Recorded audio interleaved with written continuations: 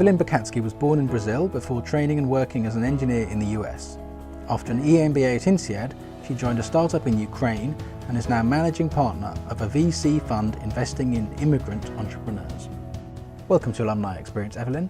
How did you come to join a Ukrainian startup after INSEAD? I worked as an engineer for 10 years, and then I came to INSEAD.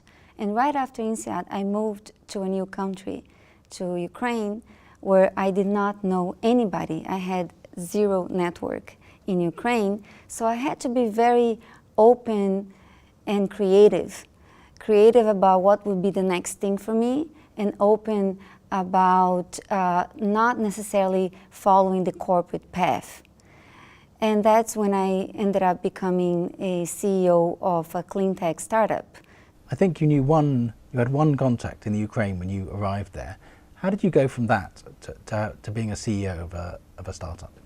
I contacted that one person that I kind of knew, and I said, okay, what do you have that is interesting? And at that time, Ukraine was going through a very fast growth moment of its history. So opportunities were plenty, and I got lucky to be exposed to this startup opportunity that I fell in love with almost immediately, because it involved a little bit of my past, strong technology, but a lot of the future, which is learning how to grow a team, to build a company, to deal with investors, new clients, go-to-market strategy, all these new things that I needed to learn at a quick pace, being the CEO of a startup. You're now on the other side of the table, funding startups. What does One Way Ventures do, and who do you invest in?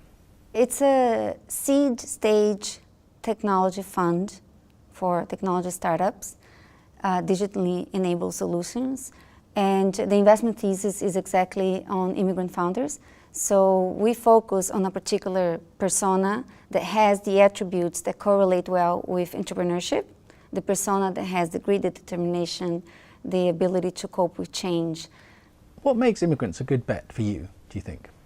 The immigration experience is indeed an entrepreneurial act. The fact that you are up for leaving your comfort zone sometimes, your country, your culture, your language, your people, your family, to take the leap of faith into a new world, to start a business, you are special. You are entrepreneurial.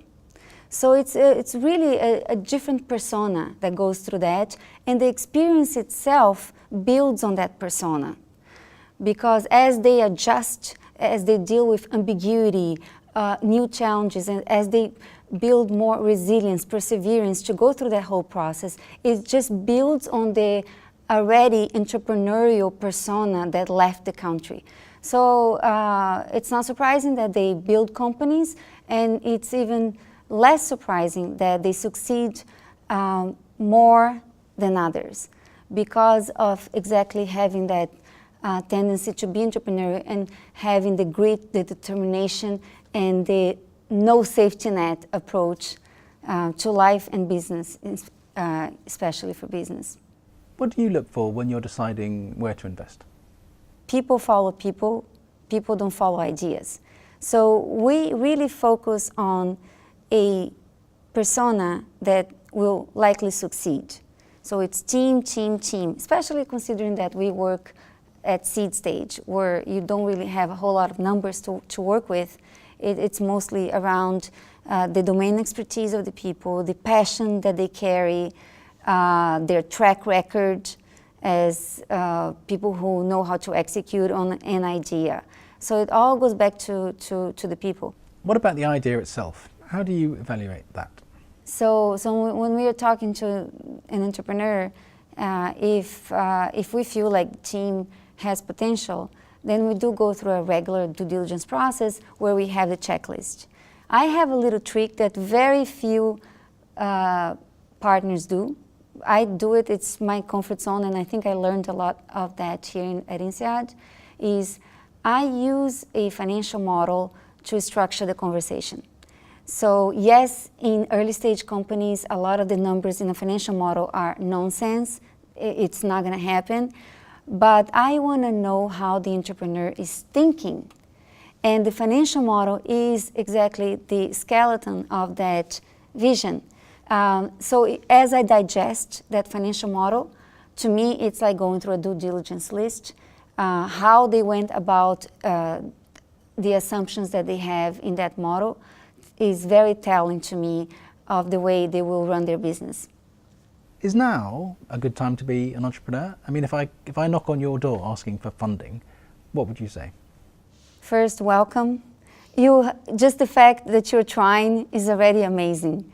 And there are a ton of opportunities there. Even if we don't come to an agreement in terms of investment, there's not a shortage of opportunities for entrepreneurs, even in the US, even today. But globally, entrepreneurship is going through a tremendous positive momentum.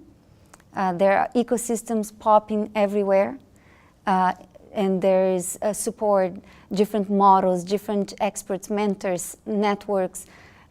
There's a lot more to help you start and grow your business than it ever existed before.